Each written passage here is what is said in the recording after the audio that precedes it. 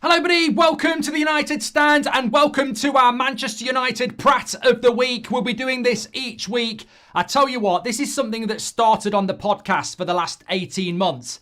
We're bringing it to the United Stand this year in relation to those big Pratt comments at the weekend that we want to get into. But it wasn't meant to be like this. We were always launching it today, but it wasn't meant to be Man United's manager as a prime candidate for this. We want people like ex-pundits and bloody Pratts saying stupid stuff about United. We don't want corkers about Harry Potter. We don't want stuff about Agate not being ready for weeks. We don't want people talking about Rashford being a young player or Casemiro's wife putting pictures of trophies he didn't win at United. We didn't want any of that. So get your comments in. If you've got better Pratt of the Week contenders than the 5 I've got, get in the comments and we can talk about what it is.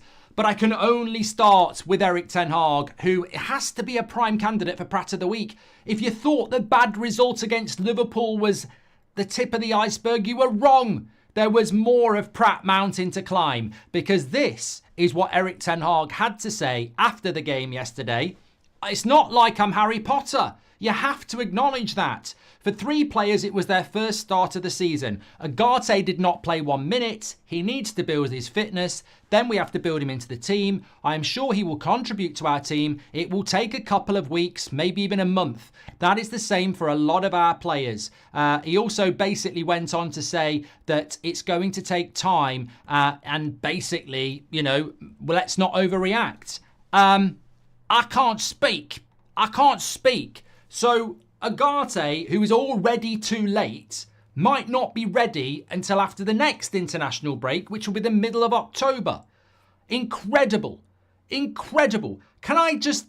somebody solve this one for me? Because when I hear a Man United manager saying our most important signing might not be ready till the middle of October, I only get 4 letters, P-R-A-T. But who is the Pratt? What is it about Manchester United that they didn't figure out that the season started in the middle of August? What is it we're trying to achieve here? Is there actually a blueprint that this season doesn't matter? We've just lost 2 of our first 3 games. We're Manchester United and we're talking about a fictional fucking wizard with glasses on and our most important signing not being back or ready until at least the middle of October. What the fuck is going on? What is going on? So is the message to United fans today, write the season off. It doesn't actually matter that much. What do people expect? I'm not Harry Potter. I've not got a magic wand. Well, you have got a calendar, and in the middle of June, they told you the season was starting in the middle of August. So why are you not prepared for the start of this season? Why, as Man United fans, are we meant to go, oh well, just been humiliated by Liverpool at Old Trafford. Lost 2 of our first 3 games. Agate probably won't be ready till the middle of October. Haven't got a left back.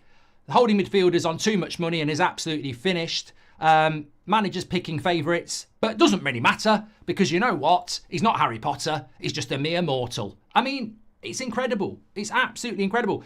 And as the title says, is Ten Hag losing it? Because he's losing something. When you've got 75,000 fans booing your decisions, you're missing something if you don't think it's important that those people are not happy with you and you want to wander into a press conference and start talking about bloody Harry Potter. The Agate transfer is looking more and more strange by the comments.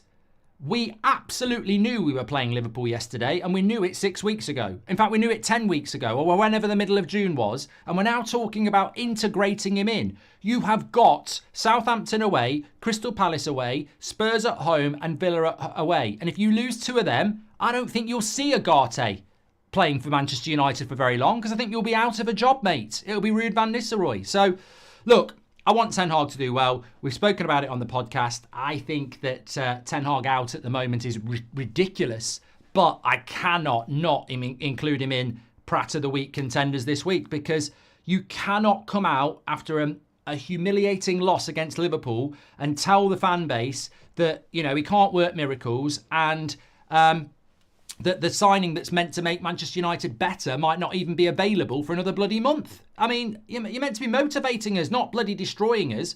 Hi, Mark. Today's my birthday, says Carrie. Got my new kit yesterday. Hope that was going to celebrate. Happy birthday, Carrie. Hope you're doing well. Liam, welcome to Members Club. Sean says, incompetent, clueless, and out of his depth. Excuses now bordering on delusional. We're a laughing stock, says Sean. Out with the old, in with the new. I can't speak, says Harrison. It's me, Mark. I thought we can win. Joke's on me, says I see Dud Bodies. Ten Hag is acting like it's his third game ever. It's his third season. Poch done better last season in his first season than Ten Hag in his second, says Kian. Off topic, but thoughts on Trossard to Saudi. I don't think he'll go, Andy. And I don't know how much more I can take of this. Mediocrity after year after year. I'm still backing the manager, but he needs to get to the wheel. Just before we move on to the next candidate, by the way, in relation to Ugarte, I'm not necessarily pinning it on Ten Hag. Why are we buying a player that's not going to be ready until the middle of October? The season starts in the middle of August. I don't see the excuse. When the manager says he's not played any football this season, it's going to take time for him to get in. It might take a few weeks, for him to get in. Where's the sympathy? Did we not want Manuel Ugarte at the start of July? Did we not contribute to the fact that he hasn't had a pre-season? It's almost like we're the victim. Oh, it's not our fault Ugarte didn't sign till the end of August. It's not our fault he hasn't had a pre-season. Whose fucking fault is it? We started bidding for him at the start of July and PSG washed their fucking hands of him. They didn't give him a pre-season. They didn't give him any game time because we were pissing about for 2 months. If Ugarte's not ready for the start of the season and he's not ready for in 2 weeks' time, it's on us. Prats. Absolute prats. And they need to sort that one out very, very, very, very quickly. Our next Pratt of the Week content. I mean, I can't believe they're all so intrinsically linked to United. Let me just say, the quality of the Pratt of the Week thing that we did on the podcast for the last year has been that you take the biggest Pratt comments of the week and you pick the biggest Pratt. Howard Webb would win it. Certain TalkSport hosts would win it. It's not meant to be Man United midfielders' spouses or the manager of Man United. And hopefully in the future weeks, we will be able to take the piss out of people having a go at us. But today, we're very self-reflective. So this morning, we all woke up to the news that Casemiro's wife had posted a picture of all his trophies. I mean, this is the definition of a prat. What the hell? I mean, look. Hey, you know what? If you're Casemiro, you're giving her a big hug and saying, thanks, babe. Thanks for the support. This is why I married you. Till death do us part. You're a legend. I get that. But in the football arena, we've just lost to Liverpool. He has contributed to it massively. We've basically paid him 350k a week to screw us over. And then you wake up to a reminder of what we thought we were buying. A guy that was a multi-Champions League winner, a multiple league winner, who is now the best midfielder Liverpool ever didn't sign. I don't know who that's aimed at. Yes, Casemiro won a load of trophies. We're fully aware of it, love. But at the end of the day, he just cost us the game yesterday because he's not very good. So I'm sorry, what is the message you're trying to put out there? That when Casemiro retires, he will have a very good CV and Wikipedia page. We're fully aware of it. What does it do for Man United fans this morning, waking up and seeing pictures of Casemiro's trophy cabinet? It reminds us of what we're paying for and what we thought we were paying for and what we're actually paying for. So, sorry, for me, I don't want to go too hard on it because a wife protecting her husband or the other way around should be applauded in normal circumstances. But this is football. And ultimately, just to back to Ten Hag for a minute, don't get me started on XG. Don't get me started on it could have been a closer game. I watched Liverpool take us apart in third gear without breaking sweat. And we're talking about how we could have made a game of it. You can't make a game of it when you play like Manchester United played yesterday. And Casemiro was the worst player on that pitch. Third candidate for Pratt of the Week. I'm actually going to defend a little bit here. There was something that came out yesterday that I felt was very, very, very, very Prattish. And it was coming from somebody that can be a bit of a Pratt. His name is Gary Neville. And sometimes he has, in the past, outed himself as a bit biased. Ole Gunnar Solskjaer was a terrible coach. And as one of the leading pundits in football, Gary Neville refused to criticise him because he was a mate. Over the years, we've seen Gary Neville protect those people that appear on his shows or are British passports over the harsh criticism of those that maybe he doesn't know. I'm sure he'd be quite happy to criticise Anthony over somebody like Scott McTominay. However, yesterday there was a comment that went out that Gary Neville had said, Marcus Rashford being booed is really disappointing for such a young player. He didn't actually say that. And if he had, he would be a candidate for Pratt of the Week. But in Pratt of the Week, we can also give a bit of clarification. What he actually said about Marcus Rashford yesterday was he had a one-on-one with Konate, and you might not be having a great day, you might not be having a great time, but you've still got to go for it and take the one-on-one. And he just turned back. That just tells you where his head is at. I'd like to think he can get back to his best. It's been going on for 14 months. He scored 30 goals the season before last. I'd like to think he can get his confidence back. It's looking like a struggle for him. The game doesn't look enjoyable right now, and that's sad. As it is for seeing Casemiro in the first half, it's sad watching that kid because he has been a joy for Manchester United at times in his career, but it's getting hard work for him, and it's getting hard for Manchester United fans to watch him. He spoke about the boos, and Neville fears it's a sign that the Old Trafford faithful are running out of patience with Rashford. Manchester United fans don't often boo. They don't often boo the manager. They don't often boo substitutions, and they don't often boo players individually. And there's been a couple of times today that's happened. They will boo generally, but ordinarily they don't take it out on individuals. And a couple of times today, they have Casemiro in the first half, and then obviously referring to Rashford with that boo as well. So look, he didn't come out and call him a young player. What he did say was that kid. And look, Gary Neville's in his 40s and Marcus Rashford's in his 20s. So I think, let's be fair to Gary, he isn't probably going in on as hard as he should do on certain British players, but he didn't say he's a young player, and I think we're all fully aware of that. What I do think is, though, could you call out fans for booing people at Manchester United yesterday? And I think that is one of the things that I look at from yesterday and I go, well, you know what? Manchester United are not doing very well, and it's a very, very, very big statement. Look, you will get Glazers out on Twitter, you'll get certain player FC on Twitter, you will get certain toxicity on Twitter, but nothing is more powerful and nothing sends more of a statement than a collective massive boo from the Old Trafford faithful. Some people think it shouldn't happen, but some people will say it is a vindication of how fans are feeling at the moment. And I think certainly Sir Jim Ratcliffe will be very aware of that from Manchester United fans yesterday. I find it quite interesting because I think that there is criticism and then there is reality. When I look at that game yesterday, there are three things that massively jump out at me. First of all, the left-back situation, which if I was saying star of the week instead of Pratt of the week, I would say star of the week, Manchester United's fan base, who all through that transfer window were saying, where's the left back? Where's the left back? Where's the left back? And if you want candidates for Pratt of the week as well, what about the mainstream media, who, when Luke Shaw hasn't played for Manchester United since February, then gets himself back to playing the Euros selfishly, then gets himself injured again and isn't ready for the start of the season for Manchester United, there is not one paragraph mentioning that post the demolition by Liverpool. And yet, Mo Salah, one of the most destructive players in that Liverpool team yesterday, plays on the right wing, and we haven't got a left back. But no, there is no mention of that at all because it gets swept under the carpet. But you, quite rightly, all summer have been saying, why is it we haven't bought a left back? And yet yesterday, I've seen no column inches. I've seen no verbal conversation about this at all. Luke Shaw yesterday would make us better. We're using the lower left back. We haven't bought in a left back.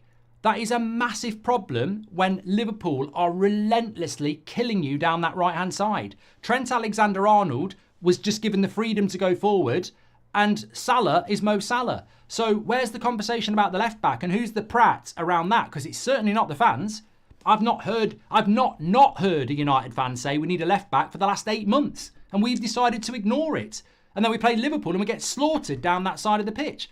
The second part to that is also, I said this in the match reaction, and I'll throw it back at Ten Hag again. Yeah, I agree. Ahmad should be starting over Rashford. I completely agree with that. I think Garnacho should be on the left. But what did I say to you before the start of the game yesterday? I said, for all the moaning about Rashford starting over Ahmad, that won't be why we lose this game. It will be the midfield. And lo and behold, every goal came from the midfield, didn't it? So the decision to do that wasn't actually that massive a contributor. But tactically, there are levels to how you watch a game of football. And you might just have someone's name on your back. You might just love that player. That is fine. But if you want to analyse that right-hand side and the freedom that Trent Alexander-Arnold had yesterday, should have scored a goal, it was offside, nearly scored another 2 goals as a right-back, Marcus Rashford is not tracking back. He's being told not to do it. 100%. I said this last season. We discussed this. There is no way, unless Marcus Rashford owns Manchester United and picks the team, there is absolutely no way a manager would watch that game yesterday in the first 20 minutes and allow Rashford not to track Trent back, unless he's telling him not to. Ten Hag, for some reason, is absolutely obsessed with Marcus Rashford not tracking back, conserving his energy and being there to pounce on the counter. Now, whether you think that's effective or not, what it leads to is Trent Alexander-Arnold bombing forward. He doesn't track back. Ten Hag's not telling him to track back. That is completely obvious. And we got killed down that right-hand side yesterday. And the third takeaway from yesterday was the holding midfield position, which is, for me, when you think about the likes of Rodri and Declan Rice, Michael Carrick, Roy Keane at Manchester United, systematically probably the most important position on the pitch. The conductor, the protector. Manchester United have walked into this season without one. We didn't use Casemiro in the FA Cup. It was Amrabat. Casemiro got dropped for the FA Cup final. He started our first 3 games of the season because we've decided, although we want to replace him, the replacement won't be ready till October. What the hell? So for me, they're the big 3 takeaways from yesterday. And every single one of them actually comes back to the structure, whether that's Ten Hag, the people working around him. I've seen a lot of criticism for the players, and it's absolutely correct. We know these players aren't good enough. But when we're talking about the biggest issues from yesterday, I think it really does come back to those 3 things that I've said. Erik Ten Hag needs to be less stubborn. That goes for tactics, players and subs. He needs to be more adaptable. Every top team needs a plan B, says Patrick. The team looks more disjointed, says Marlow, and Ten Hag looks more lost than ever. With the new leadership structure in mind, do you think it could be a classic case of too many cooks spoils the broth, says Marlow? Especially if the cooks aren't good enough. Did Rashford's fall-off coincide with his back injury? Do I remember correctly? Van Persie said he had to adapt his game. Yes, Basin. Ben, you did, yeah. You're correct. Ten Hag in and Anthony in. I like to see you run around with your... what's this from Dean? Okay. Dean, I think you need to go and see a doctor or something. Erik Ten Hag in. We need patience, says Serja. The squad is incomplete. Horn says, hi Mark. Player favouritism has to stop. I know you're not big on stats, but United has 9 big chances created this season and missed all 9. Rashford has created 4 of those. Someone finish, says Kyle. Mate, I'm not big on stats, and I really don't think 9 big chances created means anything. I really don't. So we beat Fulham, and we missed probably 3 big chances in that game. We lost to Liverpool, and no big chances were missed in that game that would change the course of the game. Xerxes missed 2 chances. We still lose. Brighton, we know that game could have gone either way. So I don't think that stat changes anything. Look, if you're waking up this morning and you're finding excuse for individual players or the manager, or you're looking at stats, you're wasting your energy. If you think it's acceptable for Manchester United to get torn a new one by Liverpool at Old Trafford, who are in 3rd gear, and we absolutely got killed, then I don't know what to say to you. If you are still searching for excuses for that, we've had a shit start to the season. We're not ready for the start of this season. We haven't got a left back. We haven't got a number 6. The wingers, what he's doing with them is weird. He's locked in on favouritism. We are not anywhere near at the point where we're Spurs. I've seen Spurs play, and I think if they could finish their dinner, they'd probably be in a title race. Fundamentally, Spurs play good football. They just can't put the ball in the back of the net. We are not Spurs. We are not playing good football, and we are not good finishing away from being in a title race. We are not playing well. We are way too open, and the chances that we've missed, would have probably helped us beat Brighton, but nothing was going to change the fact that Liverpool were on a different level to us yesterday and absolutely schooled us in third gear. Ten Hag is putting himself above the club. We love space. That should not be tolerated. Stubborn with Rashford, Casemiro signings and never making a change. Sean Turner says, I got a lot of stick on Deadline by people in the community when I said Xerxes was our worst signing. I'm not writing him off completely, but he just doesn't look like a good player to me, says Sean Turner. I think in relation to Xerxes, I'm actually quite happy that nobody's really mentioned Xerxes because I think that it's game one. There's two, you can't be, we can be angry, we can be frustrated, and we can be frustrated about different things, of course we can. But for Xerxes, it's way too early, way too early. He's almost being tainted by the likes of Rashford and Casemiro and Bruno and everybody else who's had years here. That's his first game. Yeah, he looked rusty. Yeah, he should have scored some goals. But I think it's early days for him. I agree Casemiro was shocking, but what would you have set up? I'm very worried, says Marcus. Well, that's the whole problem. Amrabat's been let go and Agate wasn't here. So you've got to pick Casemiro. So you're automatically weaker. I wouldn't even be mad at Ruud being manager at this point. I'm not Ten Hag out right now, but wouldn't be right against change, says Caleb. Liam, welcome to Members Club. Thank you very much for that. And if we think Agate is going to save us, we need to wake up. I'm not Casemiro FC at all, but tactics are shit, says Vita. It hurts more because we pay them 350k a week, says Pete Phillips. And our fan standards have dropped, unfortunately. We cannot support the manager at all costs. We need an elite manager, and Erik Ten Hag is not at that level, says Liam. I definitely will pick up on that comment, Liam, and say that there is an element of our fan base that just do not want to have standards anymore or accountability. Even in the aftermath of a shocking result last night that would never be tolerated, it's now become tolerated with some who see criticism of that result and home in on it and criticise that criticism. And I'm like, it doesn't matter what angle you took yesterday, whether it's the manager, whether it's Ineos, whether it's individual players. Nobody can tell you're wrong for being frustrated and angry with Man United, and yet you express an opinion about a player or a manager or this, that and the other, and you've got people singling you out as the problem. And that is incredible to me. Where are your standards as a Manchester United fan? Where is the accountability? You cannot, on any decade, in any era, except Liverpool, being at Old Trafford, olaying passes, smiling at cameras, and, basically treating it like a training camp. I don't care if we take all those players off and put 11 Nicky Butts on and they kick the shit out of Liverpool. At least they know it's our manner. Like, the manner of the defeat is just embarrassment as well. Liverpool were toying with us. You come off that game and you got certain fans protecting individual players, protecting the manager, saying it's going to take time. There are certain games, if you understand what this football club's all about, that there is no time, that there is no excuse, that there is no tomorrow. And, going back to Ten Hag saying it's going to take time, I'm not Harry Potter. It might take a few weeks for these players to get up to standard. We're not mushrooms. You can't feed us on shit. There can only be an excuse if it's got some semblance of truth. An injury crisis is out of everybody's hands. It's going to take time for players to adjust and settle in. Why is it not going to take time for Liverpool or Ipswich or any other club why is it Man United need till the end of October to settle in? What, because Agate came in late? Well, whose fucking fault was that? Or because you've been picking the wrong players? Whose fault is that? Or because, you're picking Casemiro? Well, whose fault is that?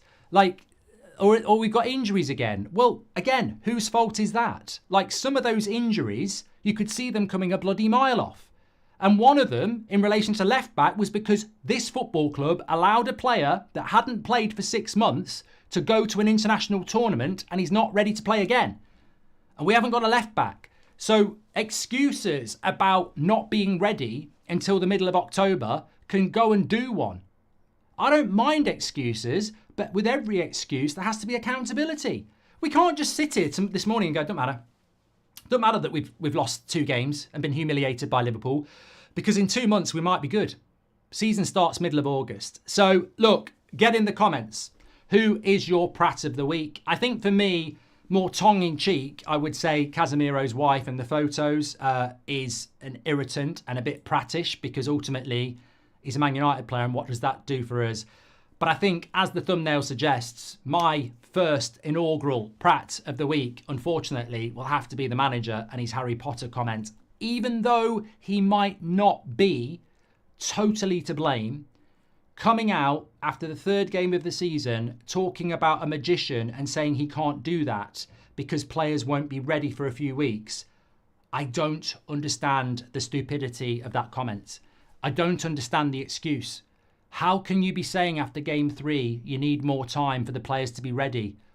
You know, there's 2 words, pre-season. You know that trip to America? What do you think that was all about? Some might say it was PR. It's actually the time most clubs use to get their team ready for the first 3 games of the season. What are we saying about players not being ready and might take a few more weeks? What other club in the Premier League is throwing that shit excuse out after the 3rd game? It's incredible to me, and it's scary to me. And as I said, loads of people saying do a Ten Hag in-out poll. Fine, get your comments in. Absolutely got no problem with it. We did it yesterday. It was 50-50. Ultimately, sacking Ten Hag now would make Ineos Pratt of the week. They've backed this manager with players. They've not even given him a Garte yet. It's only 3 games in. 4 competitive games ago, we were winning the FA Cup against Man City. You cannot back the manager and then sack the manager after 3 games. But if you're waiting for that to happen and you want a prediction from me, Ten Hag and his behaviour and his decisions and his favouritism is a fast track to a P45, which is a sacking in the UK. He's lost 2. As soon as he's lost 6, he's on borrowed time. 6 losses in the Premier League, and he is on borrowed time. He's lost 2 already. We've still got to go to Anfield, and we've still got to play Man City and Arsenal twice. Not forgetting Newcastle away, Villa away, Chelsea away, Spurs away. This guy's on a fast track to 10 losses. He won't see 10 losses. So he's sacking himself. I would save your blood pressure from screaming Ten Hag in or Ten Hag out. I would just sit back and watch the inevitable collapse of Ten Hag's managerial career at United, because he's picking players who aren't going to turn it around, and he's using excuses about new players that apparently can't be ready till October, but most clubs have bought players and picked them straight away. Yeah, unfortunately, it was bad yesterday, but that Agate and Harry Potter comment takes it for me, 100%. I'm still want to support him. Oh, mate, Chicharito, I'm still behind the manager. But you can't sack him at the moment. That would be stupid. But I'm not going to lie and pretend he's not on a bloody fast track to sacking himself. I said it after the Brighton game. Some of his decision-making is incredible. And can we just end it on this? Well, actually, I'll read Patrick's point first, then we'll end it on this. Ten Hag and Rashford are partially at fault for getting rid of one or the other. Won't make sense. The American owners have the final say. They're the real prats, says Patrick. Creating chances is not the issue. It's the finishing and decision-making that costs us, says Jay. Positive of the week, Collier swimming in the deep end. 100%, Steve. I think what I would say is, and I've just... something there, Ten Hag, Rashford, partially at fault, but the American owners have the final say. They are all the real prats caused by them. I think fundamentally what I would say is that where we are as a football club at the moment is in the wilderness again. And we have got this international break, but we've got a manager that yesterday had 75,000 Man United fans in our biggest home game of the season booing his decisions. That is bigger than anything. And quite rightly, it's bigger than anything, because the lifeblood of the football club are the fans. And the biggest voice of the fans are those in the ground. And one thing to get absolutely destroyed by Liverpool at Old Trafford, another thing to be sat there, as all of the structure in Ineos were, listening to this crowd boo this manager's favouritism. That, to me, was the biggest indicator of issue around this football club at the moment, because a lot of people have put faith in this manager and this structure, and at the moment it's being betrayed by ridiculously silly comments, favouritism, and tactics. Bloody hell, maybe we'll talk about that at 8 o'clock. But yeah, unfortunately, Our first ever Pratt of the Week on the United Stand is going to be Erik Ten Hag from me and that ridiculous Harry Potter comments. And, you know, unless he's going to come out and say Agate's not going to be ready till the middle of October because the structure above me is shit, whose fault is it? Whose fault is it? There can be no excuses this season. There's accountability. And I think it won't be long until you can start to predict the exact moment Ineos will start thinking about sacking him. I think 6 losses will be the point where they start seriously thinking about it. And you look at the fixtures, and I think we could have 6 losses comfortably in the Premier League by early December. Get your comments in, smash a like on the video. Thanks everyone for tuning in. I want this Pratt of the Week thing to be a really good show, and I want it to be defending United, but you can't defend the indefensible. And at the moment, there's a lot of stuff in and around the club that is 100% Prattish. Thanks for watching. Take care. I'll speak to you on the next one.